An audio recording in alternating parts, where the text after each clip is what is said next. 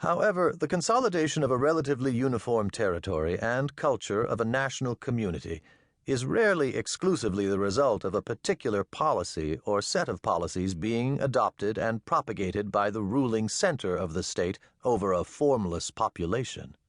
On the contrary, acceptance of such policies often requires an appeal by the ruling center to pre-existing traditions, whether to language, religion, or legal code.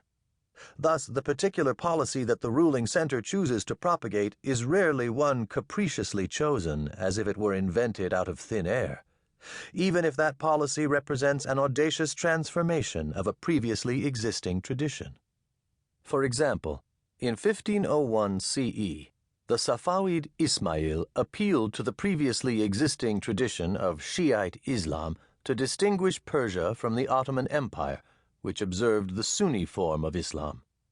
The history of the consolidation and stable existence over time of every state reveals this appeal to and transformation of previous traditions in the effective exercise of sovereignty over a territory.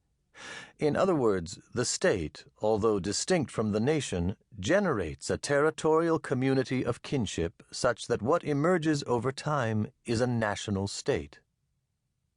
The exception to this phenomenon of the convergence between two forms of human relation, the state and the nation, is the empire, which contains many nations. We may today be witnessing the emergence of the empire of the European Union. There are no culturally obvious limitations to the expansion of an empire.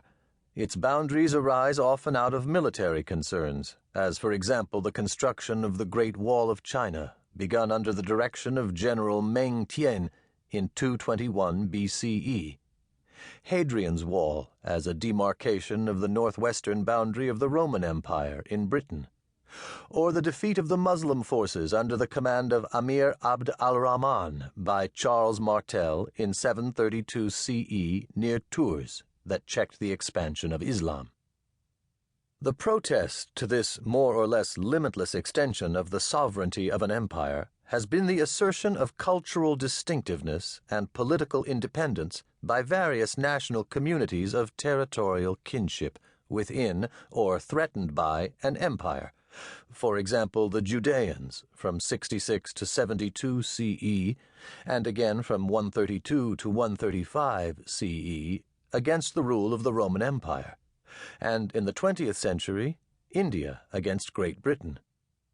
The explicitly political objection to empire has been that it denies nations the freedom to determine their own affairs, as expressed by the claim to the right of self-determination.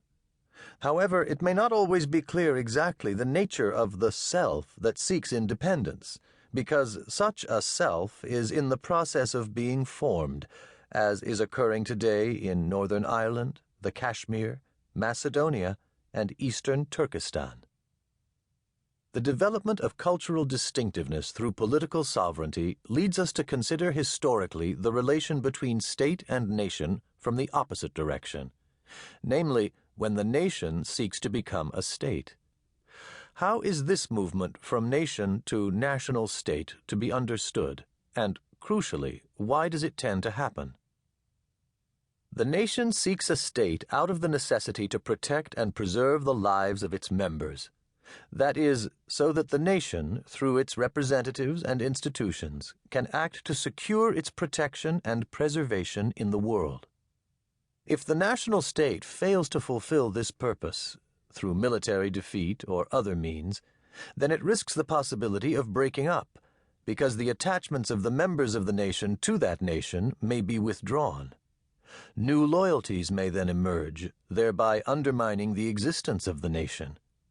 Be that as it may, the determination as to whether the nation forms the state or the state forms the nation is beside the point, as, to varying degrees, depending upon the nation in question, both complicated processes are involved. The formation of a national state, whether historically a development from state to nation or from nation to state, is burdened with the complications of innumerably different attachments and processes.